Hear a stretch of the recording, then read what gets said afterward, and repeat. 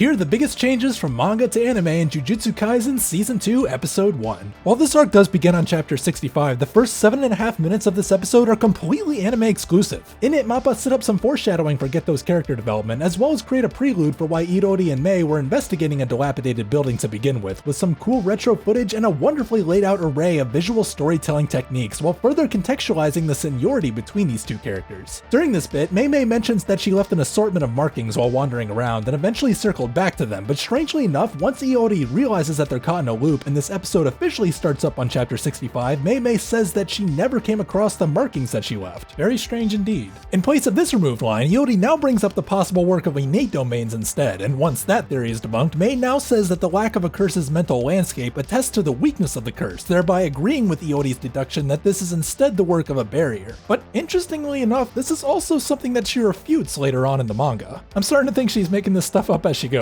but nonetheless, now it's time for her to give Iori an anime-exclusive quiz time. See, in the manga, Mei would just immediately give us the answer for breaking out of this curse, but now Iori is the one that'll piece the puzzle together, meaning that now we get to see the work of how to solve this looping equation, just without the primary solution of how they should run around erratically in opposite directions. Funny enough though, in the manga, Iori is the one that suggests they run in opposite directions, and Mei is the one that agrees with that plan. It should also be noted that in the anime, Mei no longer mentions that the walls of this place are impenetrable, or that if one of them gets out, that person can attack from the outside. Though she does now ask what's in Iori's savings right after Iori demands an anime-exclusive promotion if this whole thing works. Which it does, and breaking out of the loop, Iori is met by young Gojo, and not to mention the double whammy curse attack that popped up behind her, which she actually got to see getting eaten this time. Geto may have saved her, but that didn't keep Iori from feeling underappreciated by the trashy prodigal students, so she turns to the one who actually does show her some respect, and who also agrees with her sentiment, now leading to some quick stair-climbing, anime-exclusive dialogue between the said trash in question. After popping out of his chibi form, Gojo talks about how time was screwed with while they were in the belly of the curse, leading to some anime-exclusive realizations from Mei about how much overtime she'll be getting paid because of it, before she mentions the apparent lack of a veil around them. Gojo would have put that veil up, but it doesn't seem like he cares much about public hysteria nowadays. Something he would normally vent about in a classroom chair, but now he does it over an anime-exclusive basketball game. Despite the scene change though, all the dialogue between Gojo and Geto during this time is kept intact, including the bits of Shoko trying out Gojo's glasses for a bit and leaving the scene before things got too scrappy. Now we can quite literally see the ball in each other's court as they bounce between their moral standings. At least until Yaga comes into the classroom/gym, forcing them to correct their attitudes, and in the anime escort them back to the classroom while getting the same manga dialogue about their upcoming Star Platinum mission. Once Geto and Yaga establish Gojo's ignorance on how this pertains to Tengen's curse, this scene can finally finish out in the classroom like the manga intended, and thus the lengthy explanation of that curse can begin. There are a lot of new visuals during this explanation, but the dialogue is the same nonetheless, right down to the Digimon references. However, when Gojo and Geto take off to meet the Star Platinum girl, now they actually split up at some point to continue their little back and forth via a phone call. This means that Geto's trip into the building is fully anime exclusive, as is the moment when he nearly gets blown out of said building. The room still explodes in both versions, but now we hear what is assumed to be the Star Platinum girl's voice, as well as the confirmation that this showy display was done to trap anyone coming to get her. So after Gojo nonchalantly asks if his buddy is alive, Geto gets right to saving the falling girl from above instead of below this time, as well as meet the assailant responsible for destruction of public property. Side note, the ball curse and squid curses that Geto used earlier aren't shown in this chapter, although I guess you could technically count this one as a ball curse, but what is unmistakable is the wizardry Gojo applied to the knives flying at him on the ground in both versions. Both him and his attacker are positioned and posed slightly differently depending on the version, but Gojo still flaunts his jujutsu prowess all the same as the real heavy hitters watch from above. In future episodes, we'll surely learn more about who this guy is, but for now, that'll bring a wrap to all the major changes for this episode. What did you guys think of this video format? Do you want to see more videos like this in the future? Let me know in the comments below, and if you guys really did like this video, then make sure to give it a like, share it with a friend, and get subscribed for more videos like it. Currently, I'm doing live reactions to this series on Patreon too, so give that a look if you're interested.